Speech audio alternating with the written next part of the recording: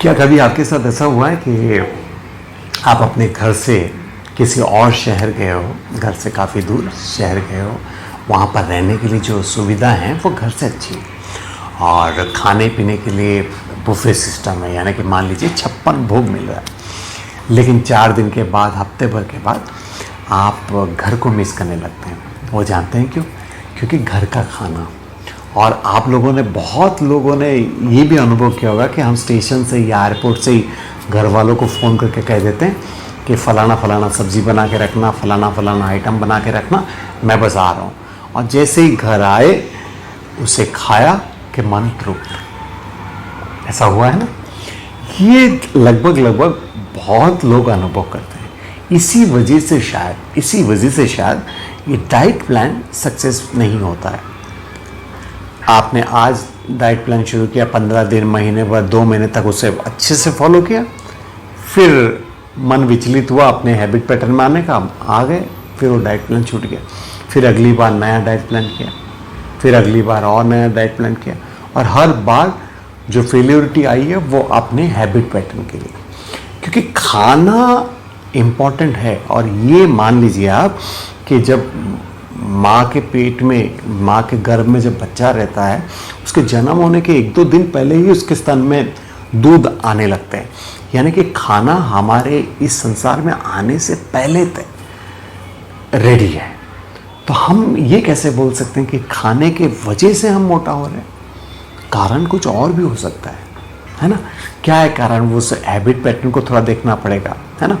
और सेकेंडली, ये भी बहुत लोगों ने महसूस किया होगा कि जिम का जो डिस्काउंट रेट मिलता है 50%, 70%, साल भर का एक साथ भर दिए, अच्छे खासे जिम के कपड़े ले लिए, जूते ले लिए, सब ले लिए, 1 महीना गए वो भी कंप्लीट नहीं, 2 महीना गए वो भी कंप्लीट नहीं, फिर धीरे धीरे सोचे कि चलो खाली स्टीम लूँगा, या तो फिर सोचा कि चलो सिर्फ मसाज करवाऊँगा, और वो भी धीरे धीरे छूट गए।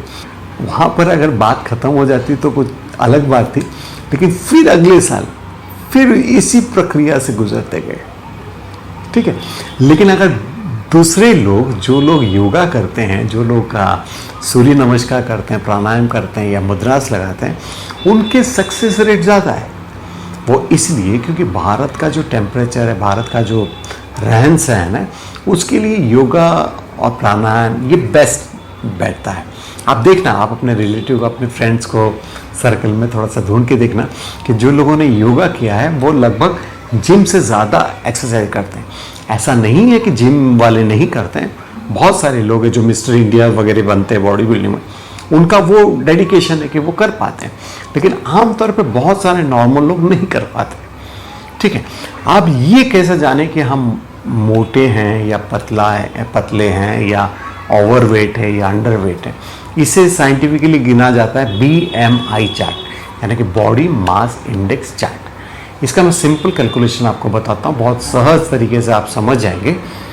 करना ये है कि जैसा मेरा हाइट है 5.6, तो मुझे क्या करना है, 12 के साथ 5 को मल्टीप्लाई करना है और उसका आंसर आएगा 60, प्लस ये जो 5.6 वाला जो ये 6 है उसे ऐड करना है, यानी कि मेरा आइडल वेट जो है वो है 66।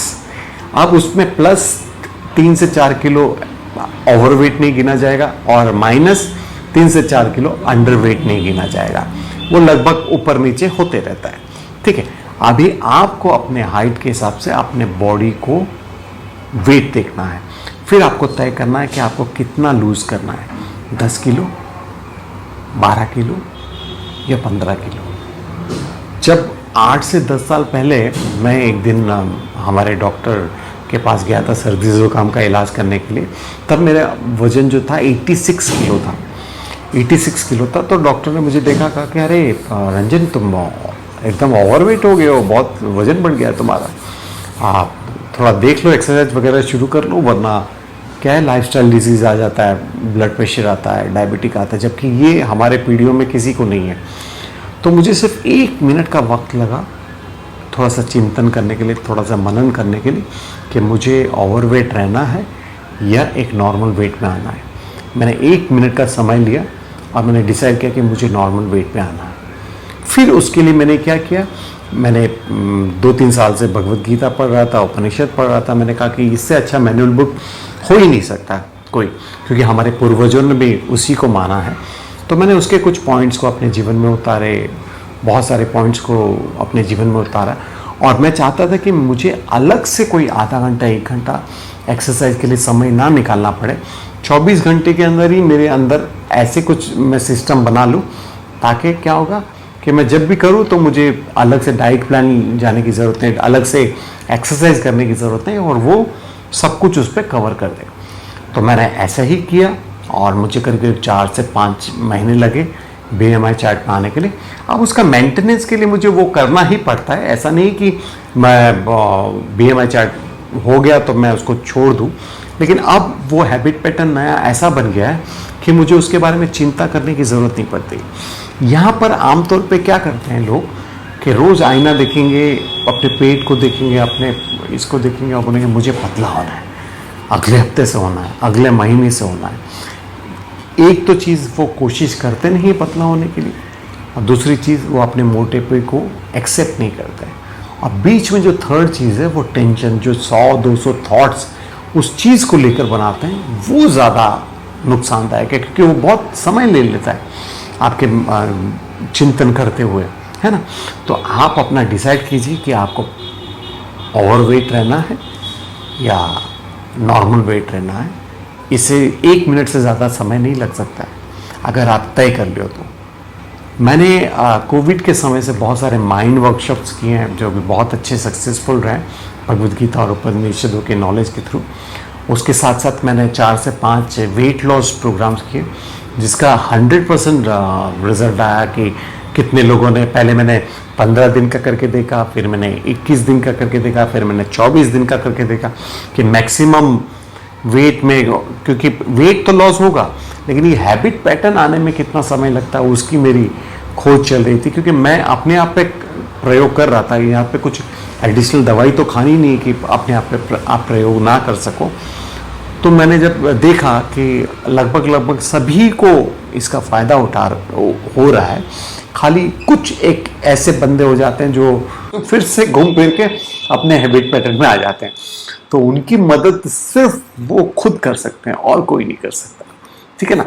तो कभी भी अगर आप वेट लॉस करने का सोचें तो डेफिनेटली यहाँ पर पूछें कि कब वर्कशॉप, नया वाला वर्कशॉप शुरू होगा।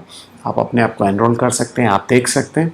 और अगर आप में वो जज्बा है, अगर आप चाहते हैं अपने आप में परिवर्तन लाना, फिर इससे बेस्ट तरीका कुछ नहीं हो सकता। नमस्कार।